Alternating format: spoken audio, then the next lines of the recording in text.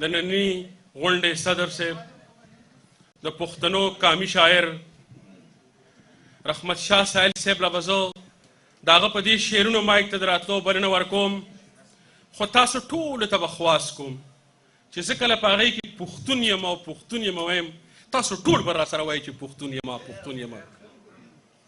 څوک دې چاته نه وایي،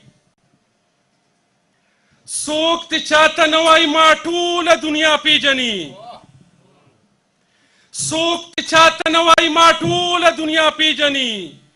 زه خپله عنوان خپله مضمون یمه، پښتون یمه پښتون یمه. او سپک نظر هم سترګې درنې کې چې راوګوري، سپک نظر هم سترګې درنې کې چې راوګوري. زه خدای زیږولی داسې دروند یمه، پښتون یمه پښتون یمه. مونږ سندرې نه وایو محبوبې د پردو سترګو، مونږ سندرې نه وایو محبوبې د پردو سترګو.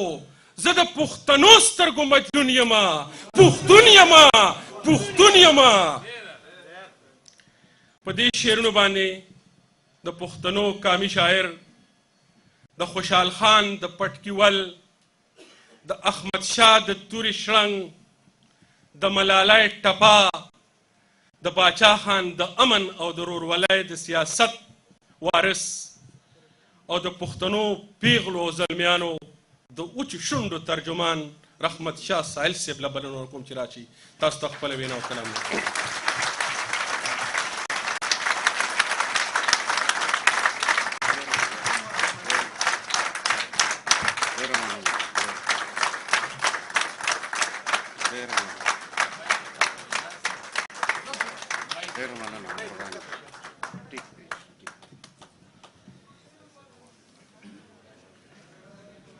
أعوذ بالله من الشيطان الرجيم. بسم الله الرحمن الرحيم.